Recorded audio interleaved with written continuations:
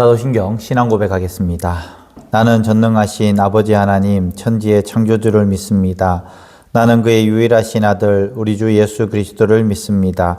그는 성령으로 잉태되어 동정녀 마리아에게서 나시고 본디오 빌라도에게 고난을 받아 십자가에 못 박혀 죽으시고 장사된 지 사흘 만에 죽은 자 가운데서 다시 살아나셨으며 하늘에 오르시어 전능하신 아버지 하나님 우편에 앉아 계시다가 거기로부터 살아있는 자와 죽은 자를 심판하러 오십니다. 나는 성령을 믿으며 거룩한 공교회와 성도의 교제와 죄를 용서받는 것과 몸의 부활과 영생을 믿습니다. 아멘. 이 시간 함께 부를 찬양은 하나님의 음성을 이라는 우리 CCM 함께 찬양하겠습니다.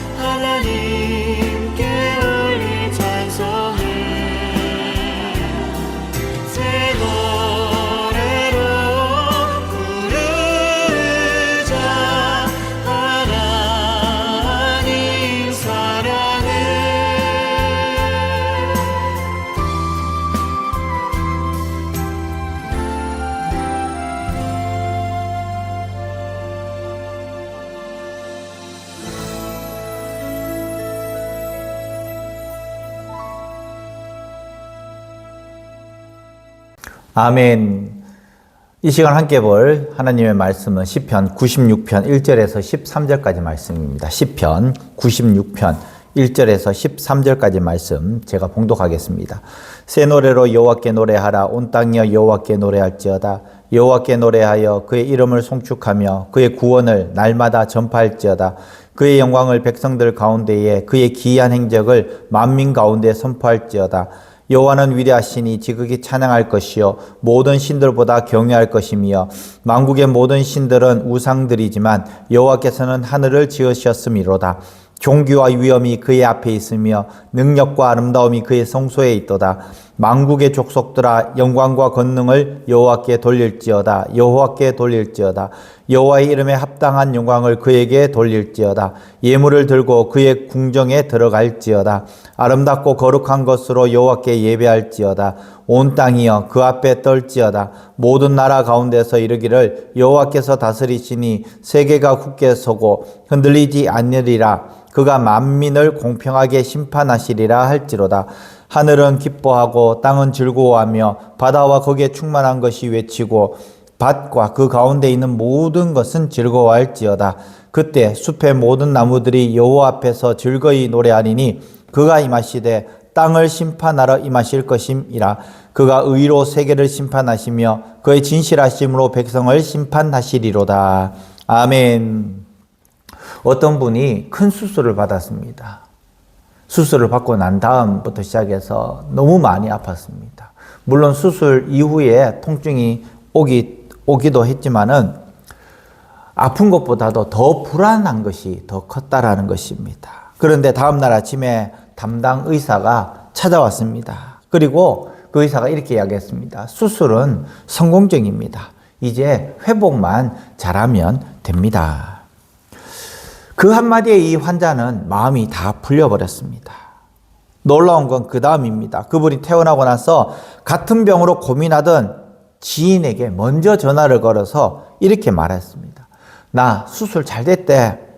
생각보다 괜찮아. 너도 두려워하지 말고 수술 받아. 그 말은 지인에게 있어서 큰 힘이 되었습니다. 좋은 소식은 가만히 있으면 거기서 끝나버립니다. 그러나 입으로 전하면 살아납니다.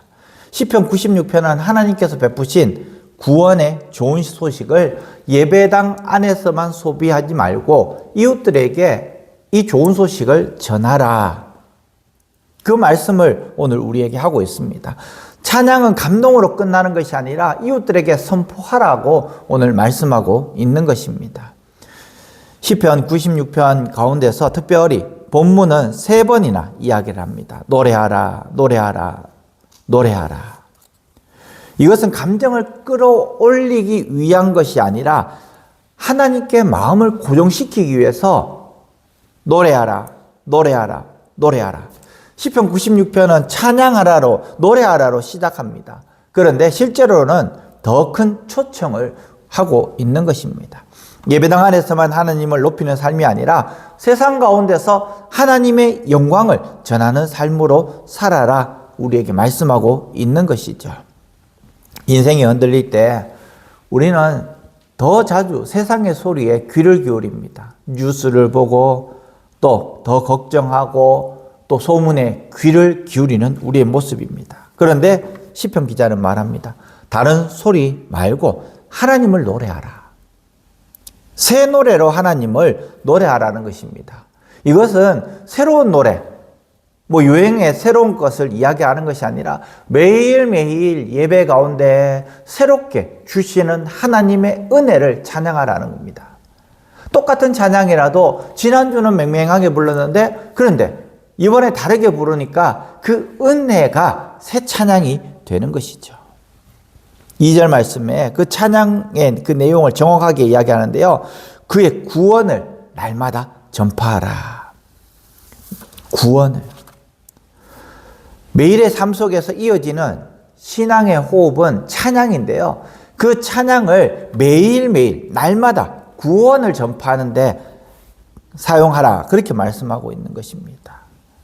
찬양은 결국 우리의 삶으로 흘러가야 합니다. 3절이 그 방향을 설정해 주고 있는데요. 모든 나라와 모든 곳에 선포하라고 이야기를 하고 있습니다. 그냥 우리가 유행가처럼 부르는 것이 아니라 우리의 찬양을 모든 백성들에게 선포하라고 말씀을 하고 있는 것이죠. 시편 96편은 예배의 경계를 허무는 모습을 보게 되는 것입니다. 교회 안에서만 예배 드리는 것이 아니라 이 예배가 교회 밖에 경계를 넘어서서 모든 민족에까지 흘러가야 한다라는 것입니다. 그러면서 4절, 5절 말씀에 보면요. 여호와는 광대하시니 만군의 모든 신들은 우상들이지만 여호와께서는 하늘을 지으셨다. 그렇게 말씀하고 있습니다. 여기서 이야기하는 우상은 은이나 금이나 나무나 돌로 만든 것이 아닙니다.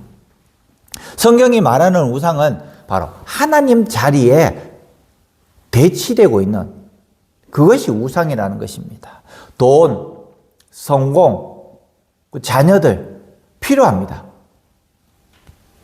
그 자체가 죄가 아니라는 거예요. 그런데 돈이 하나님을 대신하고 성공이 하나님을 대신하고 자녀들이 하나님을 대신하고 건강이 그리고 우리의 안전한 마음들이 하나님을 대신할 그때에 그것이 우상이 된다라는 것입니다. 내 마음속에 최종적으로 의지가 되는 그것이 바로 하나님이 아니라 이 모든 잡다한 것들이라면 그것이 우리에게 있어서 우상이 된다라는 것입니다. 그래서 시편 기자는 단호하게 이야기합니다. 우상은 헛되다. 왜 우상이 헛되냐? 바로 우상은 하나님의 피조물이기 때문이다라는 것입니다. 우리의 능력은 하나님께로 오는데 그러나 우리는 그것을 세상에서 찾으려고 한다라는 것입니다.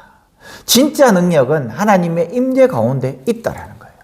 이 설교를 듣는 우리 사랑하는 성도 여러분, 의도적으로 세상 것, 좋던 것 내려놓으시고 의도적으로 하나님을 믿고 의지하며 나갈 수 있기를 바랍니다. 세상에 좋던 것 배설물로 여겼던 바울과 같이 이전 것을 다 내버리고 지금 한 달, 아니 1년이라도 한번 하나님, 내 모든 것 하나님 앞에 내려놓습니다. 그렇게 결단하며 한번 나가시길 바랍니다. 그럴 때에 우리는 하나님께 영광을 돌리고 능력을 돌리고 그 이름에 합당한 영광을 하나님께 돌려라 말씀하고 있는 것이죠. 8절에 그리고 예물을 가지고 오라. 이것은 헌금뿐만 아닙니다. 하나님께 드릴 마음, 하나님께 드릴 시간, 그리고 순종, 이 모든 헌신을 하나님 앞에 가지고 오라는 것입니다. 그리고 이 모든 아름다운 것을 9절 말씀에 보면은 어떻게 말씀하고 있습니까? 여호와께 예배할지어다. 그 이유가 왜 하나님께 예배해야 되는지 그 이유가 10절에서 13절 말씀에 나와 있는데요. 하나님께서 다스리시기 때문이라는 겁니다. 하나님께서 다스리시기 때문에. 10절 말씀에 바로 그거 있나. 모든 나라 가운데 이르기를 여호와께서 다스리니. 우리의 신앙이 흔들리는 이유가 뭡니까? 우리 신앙이 흔들리는 이유는 하나님께서 나를 다스리시고 내 이웃을 다스리시고 우리 교회를 다스리시고 우리 나라를 다스리신다. 이 믿음이 흔들리기 때문에 우리의 신앙이 흔들리는 것입니다. 하나님께서 작아 보이기 때문에 그렇기 때문에 우리의 신앙이 흔들린다라는 것입니다. 그리고 13절 말씀에 보면 그가 임하시되 땅을 심판하러 임하실 것이라. 그가 의로 세계를 심판하시고 그의 진실하심으로 백성을 심판하시리라 말씀합니다. 이것이 무엇일까요? 찬양으로 시작해서 심판으로 끝나는데요. 이 심판은 믿는 사람들에게 있어서 오히려 더 큰 감사가 되는 것입니다. 왜냐하면 경찰은 심판을 하러 옵니다. 죄를 지었는 도둑들은 덜덜덜덜 떨립니다. 그러나 죄를 짓지 않는 대부분의 사람들은 떨지 않습니다. 내가 죄를 짓지 않았으니까 경찰들이 와도 나를 잡아갈 수 없습니다. 오히려 공의가 거기서 세워진다라는 것이죠. 얼마나 감사합니까?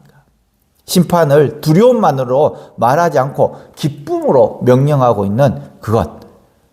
세상은 억울함이 쌓여도 제대로 바로잡지 못하지만은 하나님은 이 모든 것을 바로 잡으신다라는 것입니다. 그래서 온 땅이 기뻐할 수 있는 것입니다. 시편 96편의 그 찬양은 하나님이 우리를 구원하셨기에 좋은 소식, 이 좋은 소식을 예배당 안에서만 찬양하는 것이 아니라 내 이웃들에게도 이 모든 것을 전하라고 그렇게 말씀하고 있습니다. 이번 주 오늘 하루만이라도 우리 새 노래로 하나님을 찬양하고 우리가 늘 불렀던 그 찬양이 다시 한 번 더 그 가사를 음미하고 또 우리가 읽었던 이 말씀을 다시 한 번 더 되새기면서 하나님을 찬양하고 이 찬양이 우리 이웃들에게도 전해질 수 있는 우리 사랑하는 성도들 되시기를 간절히 축원합니다. 기도하겠습니다. 하나님, 시편 96편 말씀처럼 새 노래로 주를 찬양하게 하시니 감사합니다. 주님, 우리의 찬양이 감정으로 끝나지 않게 하시고 삶의 선포가 되게 하여 주시옵소서.